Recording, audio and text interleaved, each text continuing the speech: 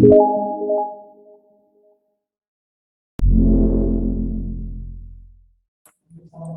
evening, everyone. Welcome you all to this webinar. And today we have Mr. Shubham Sharma with us. He is a director at E3D5 Design Private Limited. So he'll be conducting the session for today on IoT streaming analytics. So now I would request Mr. Shubham to take over the charge from here and continue with the session. Okay, so thank you, Gagan, for the introduction.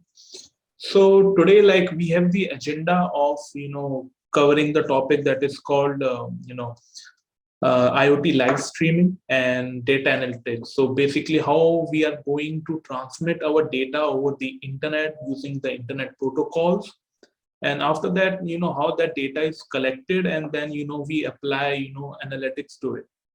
So first of all, I would like to show you a dashboard that has been created by Government of India. So let me show you that particular dashboard that will help to realize the end goal of our project or what we are working with. So let me share my screen.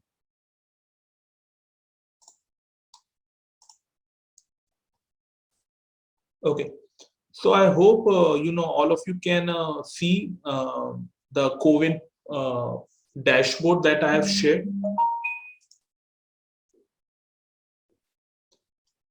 So you can write your doubts and queries on the chat box, as well as you can also unmute your mic to speak.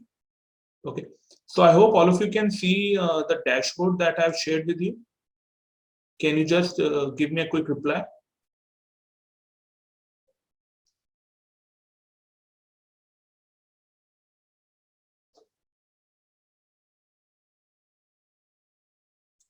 Okay. Thank you, Praveen, for your feedback. Okay. So as you can see, this is the dashboard that has been created by CoWIN. Okay, so by Government of India. So like this is great example for the study of IoT live streaming and data analysis as well. Okay, so like if you can see the dashboard, you can you can see different values that have been updated. They keep on being updated. Okay, it gives you all the stats, all the statistics related to the vaccination, okay, and the registration. And the thing about that is that it keeps on updating each hour as well. Okay, so like you can see the status of the vaccinated, and you can see it in a modular form. Like I mean to say, with modular, that you can see the dashboard, you can see different widgets. Okay, so these things that we see in form of pie chart, graph chart, all these things are called widget. Okay, so like if we talk about the IoT, so data visualization is an important part of data analytics as well. Okay, so it helps the user to easily understand like what we are going through, what we are working with, and it helps us easily to interpret the data. So like this is the CoWIN portal that has been created. So you can see number of pie chart, graphs, and each and everything. Okay, so I would like to share this, how these things are being created, how we are creating a dashboard like this, and what is the type of data we are using. Okay, so like for today, I will be using a particular type of sensor we have. So I will be uploading that data. And as well as you can see that there should be a communication protocol to transmit your data to all these web servers, or you can say the widget. Okay, so the first thing arrives, it is divided into three segments. That is your software part. Okay, like the web page or the design or the UI. The second part is your hardware part, or it can be a software as well, which will upload the data, or it will collect the data, any collection center.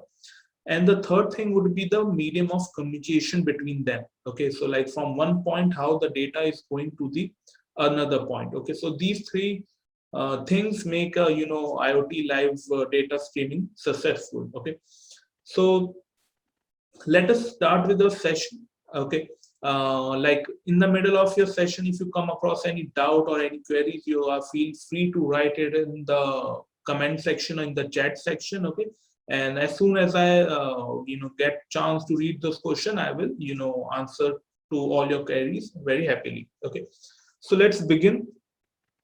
First, let me show you, give you an introduction of IoT, like what we think about IoT and what is basically IoT. So let me share another small PPT with you guys.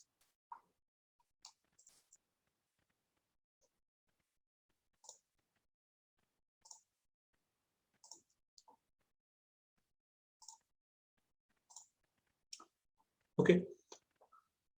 So let us begin with the introduction of IoT. What is like IoT? Okay. So when we talk about IoT, we know it is the transmission of data from one point of another.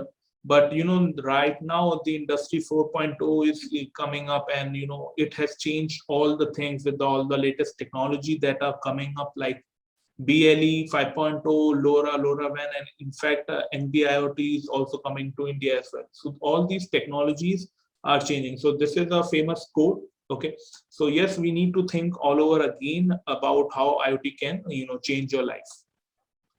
Okay, so what is the basic question? What is IoT? Okay, so in around 1999, it was coined by Kevin Ashton, system using the internet capability to connect with each other and without the interface of humans. So no human should be present there to physically transmit the data, and all the communication should happen on their own. Okay, so this was the basic concept behind the IoT.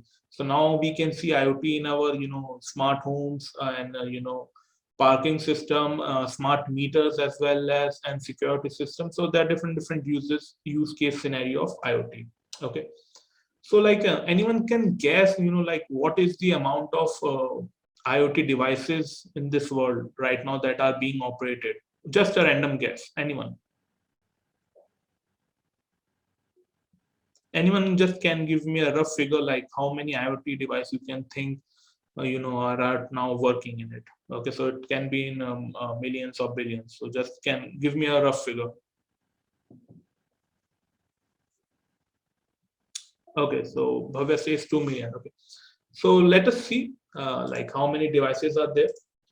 So you can see the number, and this number keeps on multiplying day by day, year by year. So these stats are 1 month old. So again, if I check for the new stats, so then these stats keep on increasing.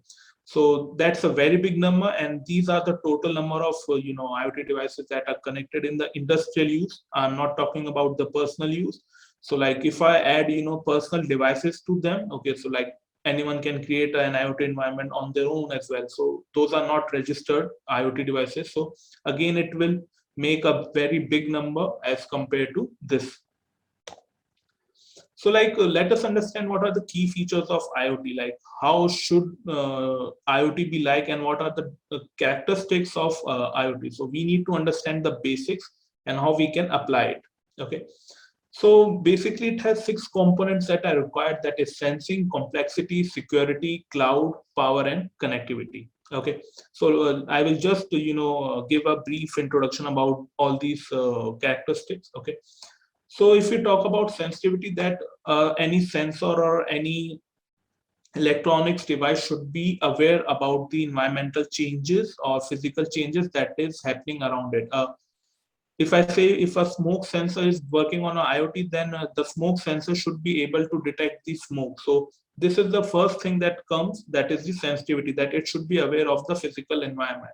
If I talk about the autonomous car, so if they have cameras, so the first thing they should do is they could sense the around the environment all around them. Okay, so this is the first thing that comes with the IoT world, that they should able to understand or sense what is going on around them. So I'm talking not about the humans, but the sensors that we use in the different field. Then connectivity is the most important issue. We want all the devices to be connected with each other and with the server as well as with the internet. So connectivity is an important part, and we will be working with the connectivity part as well as today. So these are the connectivity. Now comes the power. So like for the IoT devices, the power consumption should be as minimal. Okay, so if we work on different industrial project or any work, the battery is the main constant that comes in the IoT. Like a device should be able to run around 1 to 3 years on its own with the most less power consumption, so that the systems are not easily replaceable by different batteries. Like if I'm changing the battery of an IoT device in a car, then it should not discharge so too soon. So like I have to keep on changing the battery, but these systems are designed to be less power consuming and more energy efficient to work for a longer duration. Then safety and security. So like it should not harm someone, and whatever the activity that we are doing, it should not be an illegal intervention. Okay, so like we are not using the IoT to collect some personal data, and as well as all the laws of IT also applies to the IoT. Okay, so these systems should be safe and secure as well, not be able to easily hack or something. So we have to take about security feature as well. And the last is complexity. So like it should be easy for anyone to design their own IoT cloud or their own IoT structure. It should not be complex, and everyone should be familiar with it, and they can easily work on these. All the APIs and all the documents are made user friendly, and they are trying to make a community that can easily work with each other and help each other to sort out all these queries. So the system should not be that much complex. Okay, so let me just show you a video in which a typical application of IoT is being presented. Okay, so let me just share the video with you all. Just give me a second.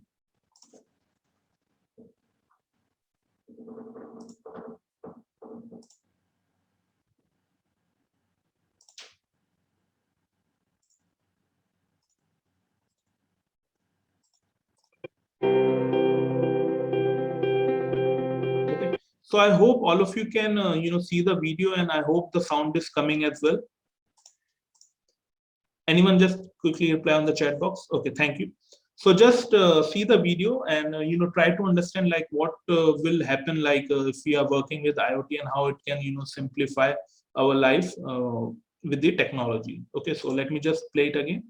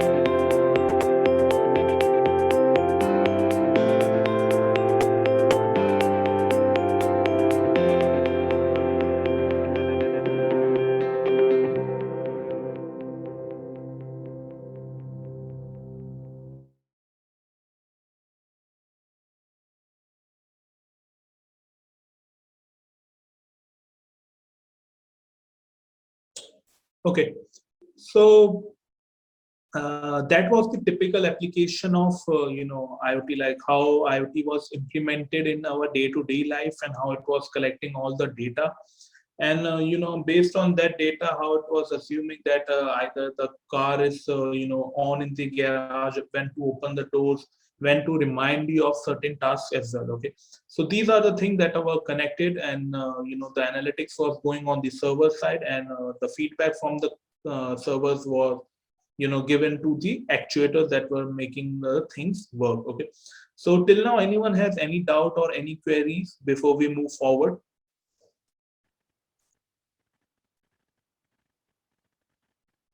Okay, so we have one question, since these devices are always connected to the internet, how do they save energy? Okay, so like if we talk about the sensors or the data transmission, okay, so like if we certainly comes to the transmission rate and the protocols that we are using for transmission, and the like communication channel, either it is a Wi-Fi, it is a BLE, or it is a LoRa. Okay, so if I talk about BLE, that is Bluetooth Low Energy. Okay, so to transmit a single package, it roughly takes about 1 or 2 milliampere of current to transmit that particular package. Okay, and if I talk about the GSM, it will around take 1 ampere to 2 ampere of current. Okay, so since the technology is changing, since they are connecting to the internet, we have the different communication protocol. We are using a BLE, we are using LoRa to transmit the data, and these energies are very sufficient,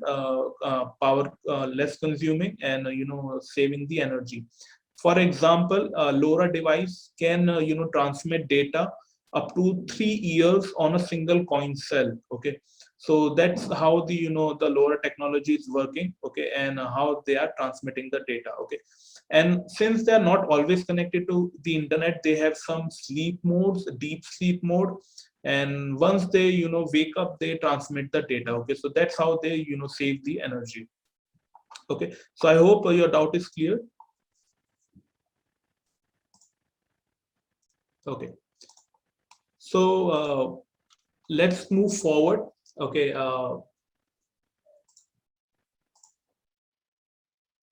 one second. Okay. So what are the different technologies that we are using to transmit the data? Okay, so like we have Bluetooth. Okay, so earlier Bluetooth had a range of around 20 meters, but now we have the concept of BLE. So BLE stands for Bluetooth Low Energy, and it can transmit the data up to 100 meters as well. Okay, so it now has the range of a particular Wi-Fi. Then Zigbee works on the frequency in the sub-gigahertz, less than 1 gigahertz of frequency. So again, it is a very power and energy saving and power saving device. So again, it can transmit data up to 100 or 200 meters when there is no LOS, line of sight, and in the line of sight, it can transmit the data up to kilometers as well. Then we have LoRaWAN. LoRaWAN is LORA stands for low range. Okay, and wide area network. Okay, so it can transmit the data about like 6 to 7 kilometers, like when it is presented in LOS, line of sight. Then NB-IoT is a new technology that is coming to India. Okay, so again, it works on narrowband frequencies, and again, it is a very power saving device. And we also have the previous one like Ethernet, cellular, then satellite communication, and Wi-Fi. So these are the previous one that we are currently using. And now a few technologies like NB-IoT is coming, so we can always work with the latest technology to reduce the power consumption, and as well as make the data transmission faster. So these are the current technology that we are working with, and there are different more protocols that are patented by the companies which they use for their own data transmission as well.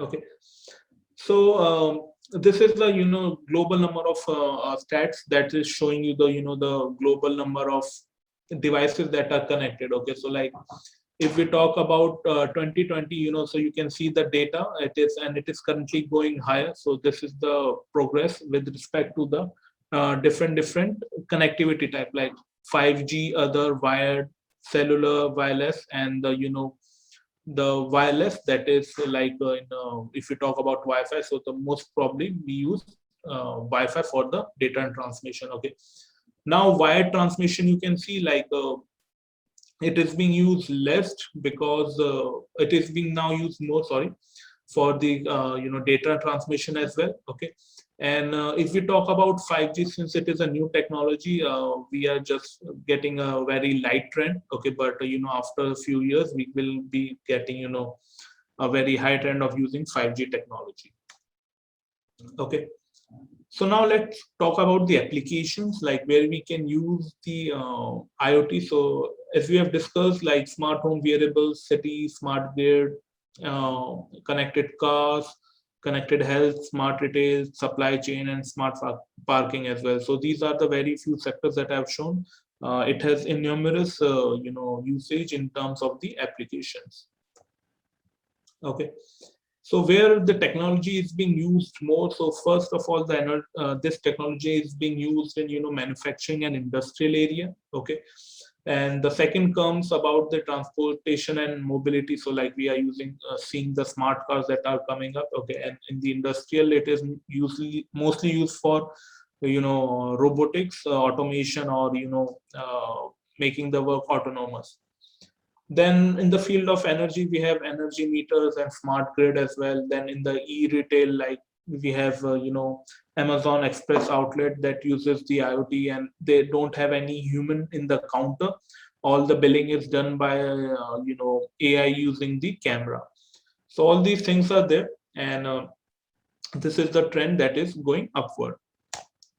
Okay. So now let us discuss the IoT platform on which we can transmit the data. Okay, so like we have the hardware, like we have the sensor for collecting the data. We can sense the data. Now where we have to put that particular data. Okay, so there are different platforms that will help you to get started. Okay, so if we talk about AWS, that is Amazon Web Services. So you can use their servers to transmit your data, store the data, and as well as you can do some analytics on that particular data as well. Okay, so AWS provides you the whole ecosystem to work with your particular data. It is free to use for a single year, but after 1 year they will start charging you. Okay, so you can always explore the AWS services. Okay, then we have Kane platform, which we'll be working with today in this session only. Then we have Blink as well. Then this is Microsoft Azure is also there in the market, which will help you to get started with the connectivity. Then we have a Google Cloud platform. Okay, so we can use Google as well. And in the last one, we have this Adafruit IO. Okay, so Adafruit has their servers as well, so you can transmit data on their servers as well. Okay, and there are around like 9 to 10 different free servers as well, which you can explore. Okay, so these are the major ones that I've showed you, but you have feel free to explore all the other services that will help you to get started for free. Okay. So let us start, and let us send some particular data to some particular servers, and how we can simply process that data and get our hardware working with the internet, and how we can connect it with the internet as well. Okay, so let us get started. Okay, so till now, if anyone has any doubt, you can ask me before we further move with the session.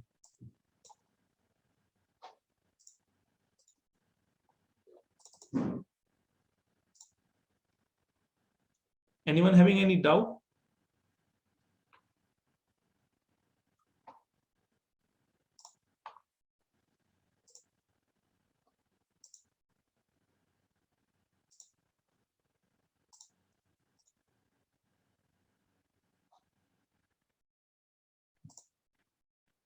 Okay, so now let's move forward. Okay, so let me share you some links which will help you to get started. Okay, so let me share my screen once again. Okay. Okay. So this is, the server that I was talking about, that is called Kane. Okay, so I have logged in, so you can create an account here, and you can, just log in, and this is the first screen that you will see after logging in. Okay, let me show you some more server. So like we have adafruit.io. Let me open it for you. Okay, so this is another server which you can use for analytics as well as data transfer purpose. So you can work with it. It has a very beautiful dashboard if you can get a look around. Okay. So let me share this link with you so you can explore all these platforms as well. Okay, so this is by Adafruit. Okay, so you can work with C language as well as Python and MicroPython. Okay, and the protocols that it works is with HTTPS, HTTP, and MQTT. Okay, so we will be learning about these protocol as well. Okay, so these are the protocols that will help to transmit data to these servers. Okay, and you can use like any number of hardware to get connected with it. Okay, then we have servers from like Google and Azure, Microsoft Azure. Then we have Blink. Okay, so let me open this Blink platform as well. Okay, so right now it is for business purposes as well as personal usage. So you can always try the personal feature of it. Okay, so again, it will give you a dashboard as well as it has a mobile app which will help you to get control of your devices on your mobile phone as well. Okay, whether it be like switches or graphs or chart, everything that you can see on a web socket or a web page can be seen on your mobile phone as well. Okay, so this is again a great application to get started. The documentation part is very easy to get started and work with. Okay, so let me share the link of this as well with you guys so you can explore it. And usually they started with their phone app. Now they have a web browser web page as well. Okay, so you can work with it as well. Okay, so there are many numbers of it. So without wasting any further time, let's start with the uh, document for this one. Let us start transmitting data to these servers. Okay, so as I told you, like LoRa is a technology that uses signal below gigahertz frequency, 1 gigahertz frequency, and you can transmit the data, and you can get on these servers as well. Okay, and if you're bringing any other hardware, you can connect it as well. Okay, so right now I'm not bringing any hardware. Let me just explain it to you. So I will click on this bring your own thing or MQTT API. Okay, so this server works with MQTT. Okay, so let me just explain in brief what is MQTT. Okay, so let me just bring a screen. Let me share a screen with you. Give me a second.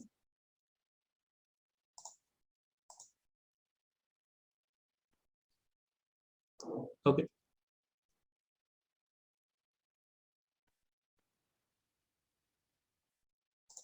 Okay. So I hope all of you can see this whiteboard. Okay.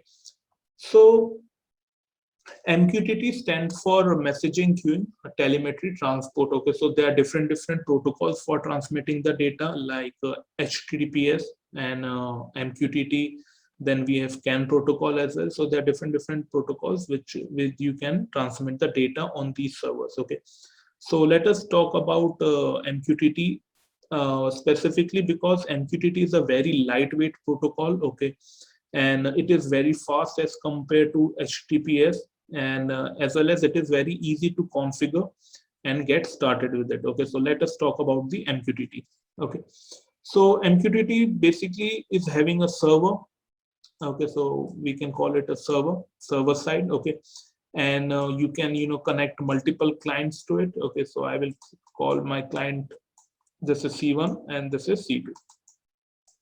Okay, so what MQTT does is, like, if you have to send your data to any server, you just have to it has two terms basically, that is publish and another one is subscribe. Okay, So when you are sending data, you just have to publish the data, okay, and in short we called it pub, okay.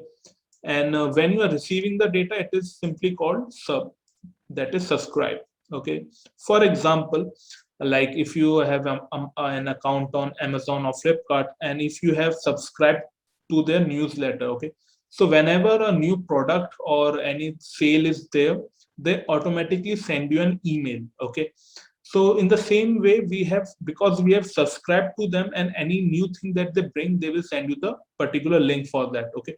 In the same case, the subscribe works, okay. If we are subscribed to them, if we are subscribed to that particular data, any change in the data would be sent to you, okay. For example, let's say I want to send like temperature data, okay. So I can create name like temp, okay. So this is my topic, and under this topic I can have any data, like it can be 32 degrees Celsius, it can be 36 degrees Celsius, or anything, any number would be there, okay. So a topic is created by either client or by either the server, so anyone can create a topic. And like if C1 is sending the data, so it can simply send the data on this topic that is called temp.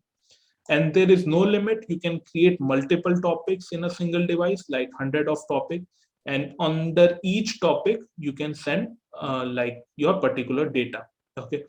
So that's what I'm going to do. I'm going to create a, let's say, any topic, and I will be sending the data on it, okay. So this is the how MQTT works, okay. Since we cannot go into details right now, since it is a very in-depth technical thing to do, so since we are short on time, so I will just discuss the a summary of the protocol, okay. So MQTT is a secure network, okay. It uses encryption as well, okay. So you can see that there will be some username, some password, and your client ID as well, okay. And on which port, like it is, the basic is TCP/IP protocol, okay. If you have a background from computer science, so you must be knowing TCP/IP protocol. So on TCP/IP protocol, we always have a port to start a communication, okay. Every application has its own port to start a communication. So let me go to the screen again, okay, and show you the different details that I have, okay. So you can see I have my username, okay. So it is a random username that is generated. Since it is a site that is secured, so it has generated a unique username for myself, okay. If I'm creating my own MQTT server, I can create any username for myself. Since I'm using their server, so they have given me a username. Then they have also given me a password, and they also have given me a client ID. So this client ID is not necessary, will be available on each and every different platform, okay. So this particular platform uses a client ID as well, okay. But if you don't want to use their server, you can create your own server on a Raspberry Pi or on a system with either Linux or Windows. You can create your own servers, and you can have all these configurations on your own, okay. So you don't need any server, you will be hosting your own server as well. This is a server address, okay. And if you're creating your own server, then your static IP would be presented here. Then as I talk about port, MQTT port, by default they have given me this port, okay. You can give your device any name, so let me write test, okay. Now you can see it is waiting for me to connect, okay. So I need to send some data on these channels, then it will detect my particular device, okay. So let us start working with it, okay. I have written a very small piece of code that will help my device to connect with these server, okay. So let me share that code with you as well, okay. Give me a second. Okay, so I've written this simple code. Let me just go through it quickly. Okay, so for coding purpose, I'm using a hardware called ESP. Let me show you the hardware as well. Okay, so right now I'm using this hardware. Okay, so this is called ESP32. It is a 32-bit processor manufactured by Expressive. Okay, it has Wi-Fi, it has Bluetooth, and also it has BLE inbuilt. So all the three technologies for wireless communication are present here. Okay, so I will be programming this board. I will be using the Wi-Fi to connect to my any of my network that is present in the office, and using that network, it will try to send the data to these servers that I have configured just now. Okay, so let me just connect this device. Okay, and then we can start with the programming. Okay, so I've connected my device, so it is all powered up.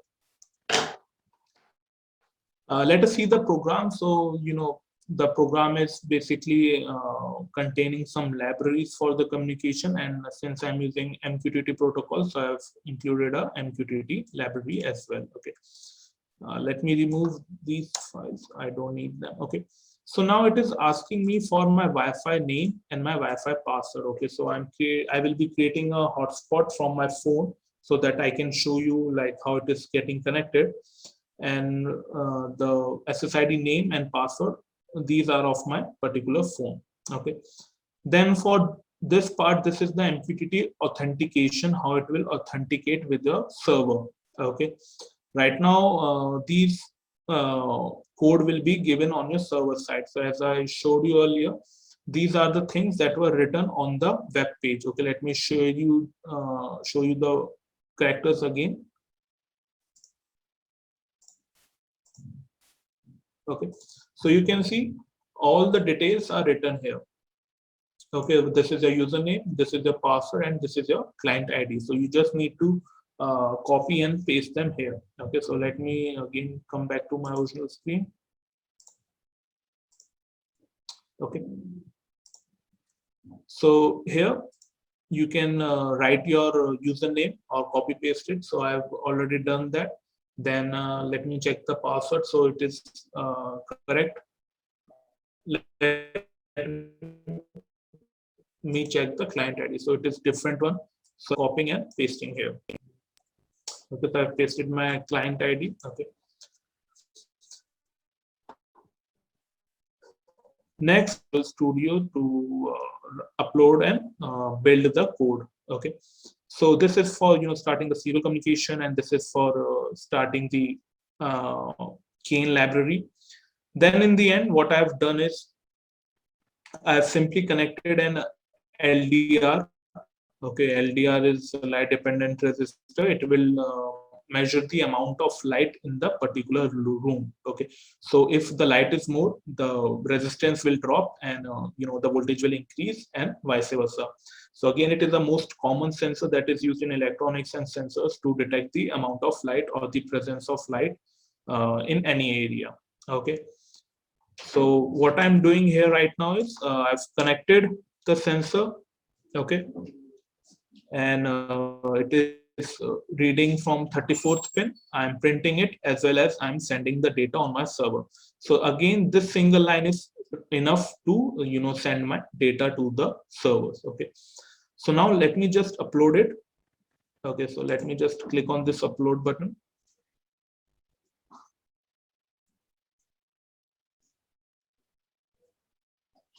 So meanwhile it is uploading, let me again go back to the servers, my web browser, to show what is happening there.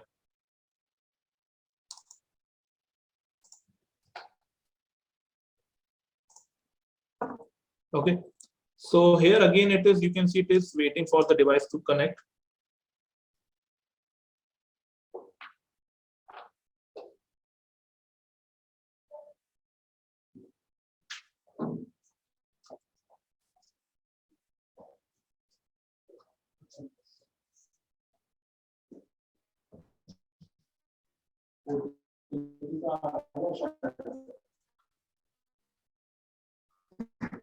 If the hotspot was running on my phone or not, then I will show you the screen.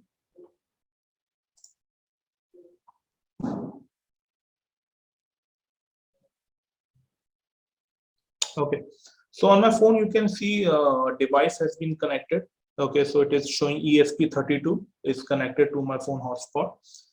And let us check the servers.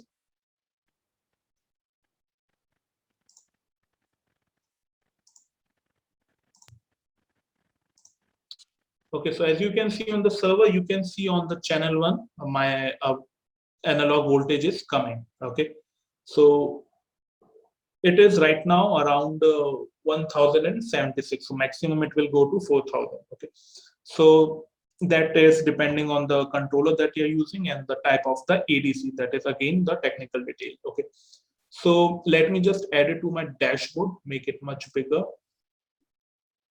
Okay, and let me, on the sensor, particular sensor, let me put some flashlight to increase the value.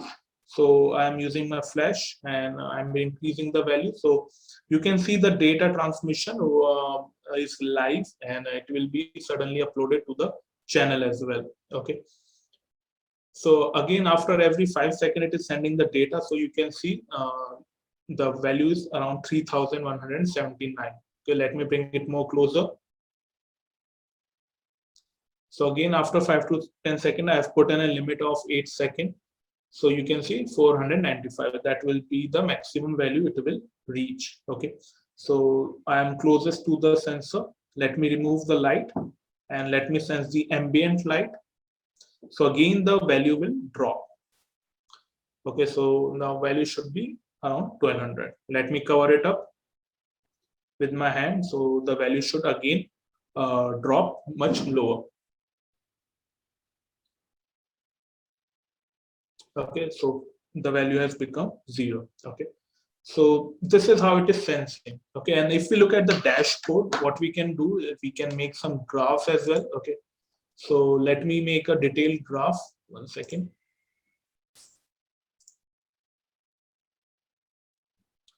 Okay, so you can choose a line chart as well. Okay, so right now let it be the value and let me save it.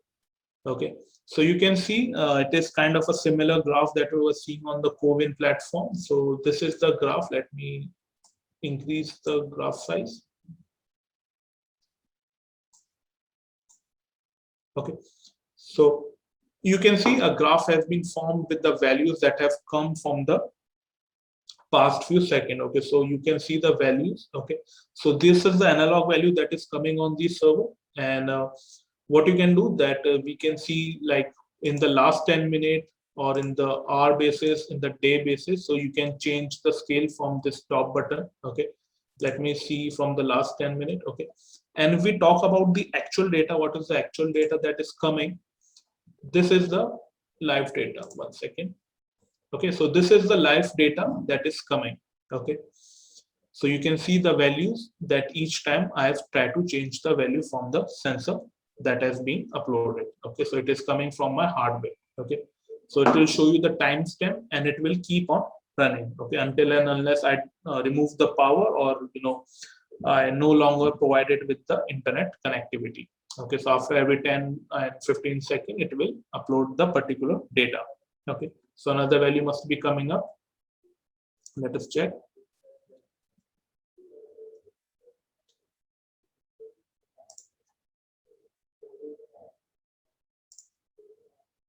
Okay, so yeah, one more latest value has come, that is 1248. Okay, so it will keep on changing. Okay, the next things comes about the analytics, how you can do analytics on it. Okay, so mostly the analytics sites like the famous one that we have heard about, that is Tableau and all. So what you can do is they take the files in the CSV format. Okay, so what you can do, you can download all this data. Okay, so like there is a download option. Okay, you can download all this data coming from a particular sensor, and it will be saved in the form of CSV file. So you can see it has saved in the form of a CSV file. You can use the CSV file to clean it up. Okay, you can clean the data using Python or any another language that you are familiar with. You can apply analytics to it. Okay, and then you can visualize on servers like Tableau and all these things. Okay, so this is how you can typically send the data from a hardware to your servers. Okay, so this was the server that was presented by Kane, but it is not necessary that you always use their server. You can create your servers as well. Okay, so again, it is very easy to create your own server. It hardly takes around 15 to 20 minutes to get started with your own servers as well. Okay, and since we are using our servers, then we can have the flexibility to apply our own encryptions, our own decryption method, and you can basically customize it. Okay, so the basic thing is the MQTT protocol, and you can always use HTTP as well. Okay, so this is, let me show you the again overview,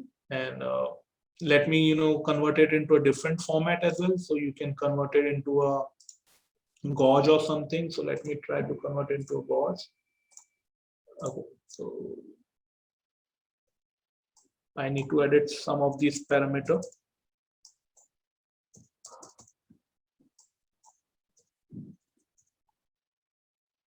Give me a second.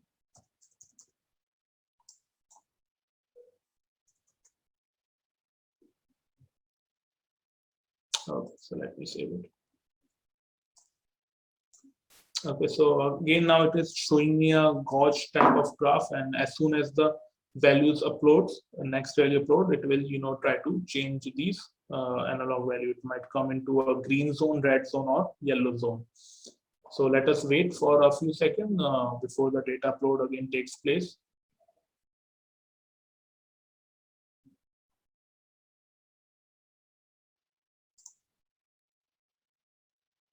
Okay, so you can see the till now, like the last time is 5:54:08 second. We have received a value of 714. Okay, so this will keep on coming.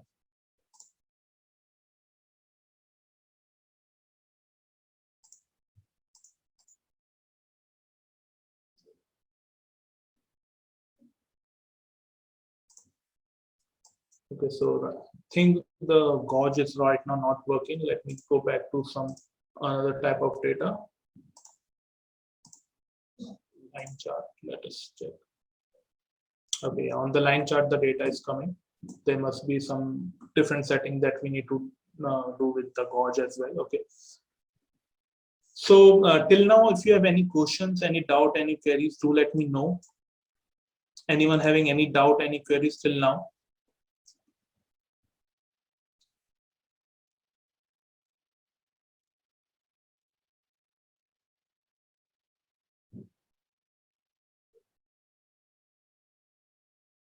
You can either write a doubt on the chat box, or you can also write your doubt, or you can ask a doubt and queries by unmuting yourself.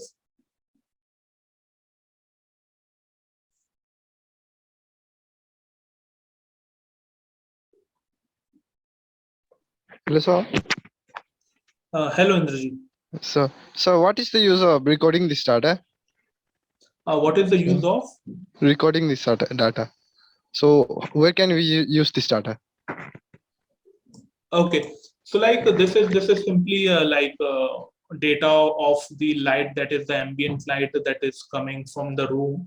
But like instead of the light sensor, you can place a gas sensor in your home or in office, and you can apply analytics on it. Like if the value increases a certain threshold, so like there must be some a poisonous gas leakage, or there must be a fire or anything that can give you an alert. Okay, also if you're working in an environment where you need to keep constant, like if you are in a biotech lab and they're doing experiments on a plant, so they must be putting some sort of artificial light on these plants, so you can measure the value of that particular light, and like if the sensitivity is too much or the sensitivity of the light is very low, you can always correct the amount of light that is falling on it, and you will get a particular set of data, like for a month you kept your plant in this particular value of light ranging from this to this, and you can apply analytics on it. So again, it depends on the application